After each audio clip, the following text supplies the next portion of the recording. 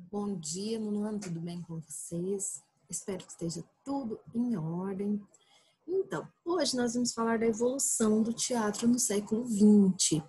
Assim como os movimentos artísticos, eles são divididos em períodos artísticos, em movimentos, diferentes épocas de arte, né? O teatro, como é também uma linguagem artística, ela tem esses certos parâmetros, essas certas divisões. Então, vamos lá que eu quero exclusivamente ficar com um livro com vocês agora. Agora a gente está falando um pouquinho dessas questões de história da arte sobre o teatro. Hoje nós vamos entrar mesmo nessa história da arte, sobre a evolução do teatro no século XX, ok? Vamos lá.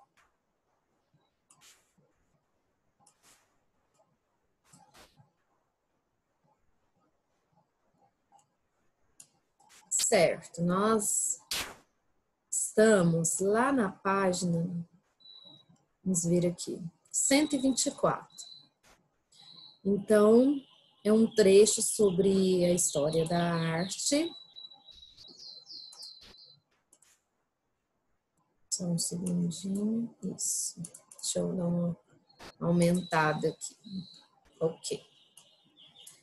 Então, as experiências e as inovações que ocorreram ao longo do século XX, eu falo experiências e inovações, eu falo lá a Revolução Industrial, eu falo a Segunda Guerra Mundial, a Primeira Guerra Mundial, as consequências, né?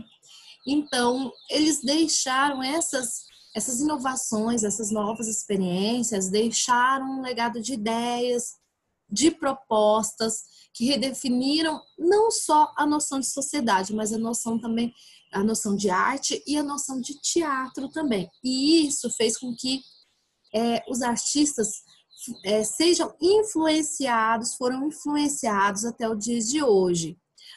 Então, nós vamos conhecer os movimentos que encandearam condições para o surgimento do absurdo, assim como o existencialismo da filosofia do Sartre influenciou na conduta do teatro do absurdo. Nós vamos falar agora esses movimentos artísticos, qual foi a influência desses movimentos artísticos para o surgimento do teatro do absurdo, ok? Primeira influência, teatro expressionista. Quando nós falamos em expressionismo, nós falamos em expressão, nós falamos em real. Então, o teatro expressionista, ele surgiu na Alemanha entre a Primeira e Segunda Guerra Mundial, viu só? As guerras que havia dito para vocês, a influência das guerras. E o expressionismo pode ser considerado uma fusão entre o pessimismo e o cenário desolador da pós-guerra com a tradição da literatura fantástica alemã. Um gênero literário em que as narrativas são centradas em elementos não reconhecidos na realidade, frutos da imaginação dos autores. O expressionismo se fez presente nas artes gráficas, na pintura, na escultura, na literatura e também no teatro, na música, na dança e no cinema. Então, ela influenciou diferentes linguagens artísticas, esse movimento expressionistas, né? Nas obras de artes visuais, os expressionistas eram carregados de cores fortes, de formas distorcidas, eram expressões de angústia, de desespero. Olha só, aqui nós temos uma obra de arte expressionista, que eram As Máscaras, de Emil Nolde, de 1911. As cores, as expressões, o desespero, a angústia são evidenciados aí nessa obra de arte, né? O teatro expressionista explorava a explosão descontrolada da emoção. Então, sempre a emoção estava em tona. Para tanto, procurem roteiros repletos de suspense, cenários distorcidos, expressões, sim, né? Como a época foi marcada pelo desrespeito aos direitos humanos, por ser Primeira e Segunda Guerra Mundial, né? O teatro expressionista também tinha a função de denunciar essa situação. Então, foi como se fosse uma denúncia, uma revolução contra aquilo que estava acontecendo na época. Uma das técnicas mais marcantes dessa forma de teatro é a mudança de identidade dos personagens, que podem assumir o papel de coisas e vice-versa, distorcendo a realidade. Inspirados pelo romantismo, os dramaturgos do teatro expressionista criavam textos repletos de exageros, deformação de figuras, buscavam a expressão dos sentimentos, as emoções, por meio de uma ação antinatural. Aquilo que então não era algo natural nessas técnicas, né, de arte em si. Assim como a arte visual era dessa forma, os roteiros dos filmes e dos teatros, os roteiros cinematográficos das peças também não poderia ser diferente. E era um clima, eles passavam um clima intenso, um clima tenebroso para esses filmes e essas cenas em si. Então, eles utilizavam não só nas pinturas, nas artes visuais, mas na linguagem teatral também, essas características aí que nós falamos nas obras visuais, ok? Outra influência no teatro, o futurismo, que é um movimento artístico surgido na Itália em 1914, que rejeita a ligação do passado, valoriza a inovação, velocidade, movimento e as máquinas. Então, essa evolução toda é valorizada. Os futuristas, como o próprio nome já diz, né, futuro, eles veem o futuro como algo precioso, como algo inovador. Eles foram influenciados pelo registro do movimento realizados pelas câmeras de filmar. Então, eles vieram com a questão da inovação dos movimentos e das filmagens. Eles queriam pintar um novo, os milagres da vida contemporânea em si, ou seja, eles prezavam os frutos da industrialização, tais como os carros, os aviões, os trens, etc. Aqui nós podemos identificar alguns elementos do futurismo. Olha só. Aqui nós temos uma escultura e aqui nós temos uma cena de um filme futurista de 1917. Também surgido na Itália, na década de 1920, teatro futurista, ou também chamado de teatro sintético, propunha ações simultâneas que ocorriam no palco e na plateia. Ele era formado por diversas cenas curtas de temáticas variadas, com muita ação e poucas palavras. O futurismo também teve adeptos no Brasil. Esse estilo de arte e de literatura influenciou a produção de artistas ligados ao movimento modernismo. Lembra quando nós falamos dos movimentos do modernismo no Brasil? Então, eles eram influenciados, esses artistas do modernismo brasileiro, eram influenciados também por esse movimento futurista. Lembramos deles aqui, que seria quem? Anita Mafaldi, Oswald de Andrade, principalmente, que foi influenciado, e o poeta também, Filippo Marinetti, que foi influenciados por esse manifesto futurista, que eles escreveram um manifesto futurista escrito feito em 1909. No texto que fundou o futurista, havia 11 itens que rompiam com a proposta do passado e criavam a identificação do homem como máquina e com uma velocidade típicas do século XX. Então, esse movimento aí, esse manifesto futurista rompia com o passado, falava que o passado não servia para nada, como se fosse isso, e criava-se uma identificação do homem com a máquina, uma identificação do homem com essa velocidade do futuro, com essas inovações tecnológicas. Aqui nós temos o Manifesto Comunista, escrito pelo poeta italiano Filippo Marinetti, publicado no jornal francês Le Figaro, em 20 de fevereiro de 1909. Aqui nós temos uma caricatura de Umberto Boccioni sobre o teatro futurista de 1911, aqui sobre papel. E durante a Semana da Arte Moderna, em 1922, alguns críticos nomearam artistas participantes do futurista. Então, tinha aquele conjunto de participantes do futurista, do movimento futurista, aqui na Semana da Arte Moderna.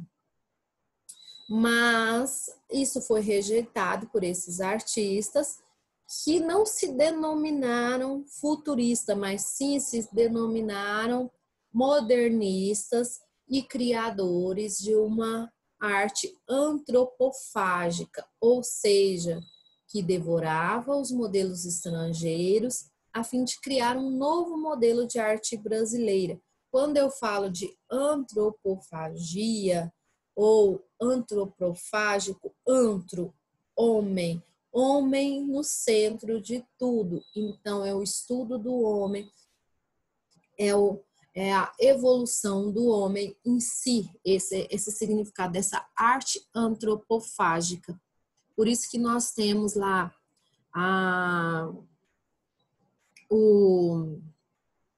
nós temos várias formas distorcidas de arte aqui no modernismo em 1922. Aqui nós temos um exemplo, que é o desenho da Tarsila, né? Que é uma forma do mostrar a importância do homem através das suas mãos, dos seus pés, né? E que muitas vezes a cabeça está ficando para trás, mas o homem, mesmo assim, ele é o centro de tudo. Aqui nós temos o manifesto antropófago. E isso aqui, gente, que eu quero que vocês façam uma atividade para nós, que é pesquisar as características desse movimento aqui. Vocês vão ver as principais características para a gente estar falando mais na frente também, ok? Para complementar. O Marinetti visitou o Brasil em 1926 e 1936. Na primeira visita, o poeta realizou uma palestra no Teatro Lírico do Rio de Janeiro e visitou São Paulo, onde encontrou estudantes exilados italianos que rejeitaram, já que ele era defensor de Mussolini e do fascismo italiano. Então, teve uma certa rejeição, uma certa rejeição, principalmente por causa dessas questões de fascismo e na época da Segunda e Primeira Guerra Mundial, né? Segunda visita ocorreu em um período em que havia no Brasil corrente integralista que, além de defender o fascismo, caracterizava-se por uma associação aos valores da Igreja Católica, pelo nacionalismo e pela defesa da hierarquização social. Por causa disso, na segunda visita Marinetti ao país, sua presença foi mais bem aceita, porque o fascismo já era mais bem aceito no Brasil. Então, vocês podem ver que a arte ela está não só junta com a filosofia, não só tendo uma junção com as questões filosóficas, com essas questões de arte, mas ela sempre tem um cunho social, ela sempre tem algo voltado para isso também, né? Nós temos também uma influência do teatro épico. O teatro épico nasceu na Alemanha no século XX com um tipo de teatro politizado, que tinha como objetivo modificar a sociedade. Surgiu logo após a Primeira Guerra Mundial, a partir do trabalho teórico e prático do dramaturgo alemão Bertold Brecht. O que acontecia, gente? A partir do século XX, a partir desse o teatro épico, ele surgiu para modificar tudo aquilo que já tinha vindo na sociedade. Porque a partir das inovações, da tecnologia, de várias coisas que vieram, várias inovações que vieram com essas mudanças tecnológicas, vieram também problemas sociais. Então, o teatro épico veio para modificar a sociedade, para tentar passar um despertar e despertar também uma reflexão crítica naquilo que estava acontecendo na sociedade, na vida, aquilo que estava acontecendo na sociedade em si.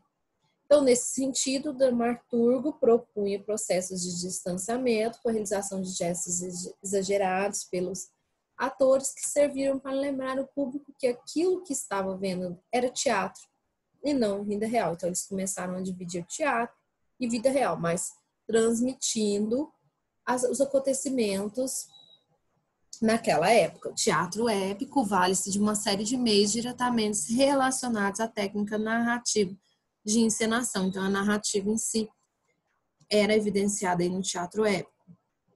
Havia uma comunicação direta com o público e o ator. Havia uma exposição de aparelhagem de iluminação, teto, fundo, então isso era bem evidenciado.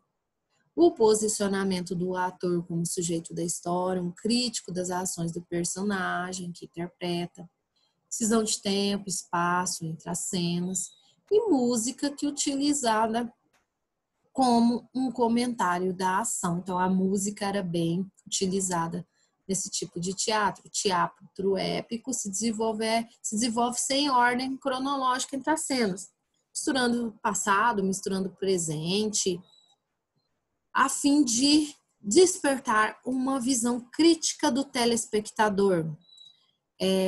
O artista responsável, que era o Brecht, ele pretendia causar um efeito de estranhamento na plateia, mostrar uma estrutura técnica do teatro que distinguia tanto a tradição teatral europeia da época, né, a básica, e buscava uma ilusão da vida cotidiana. Aqui nós temos uma cena do teatro épico, certo?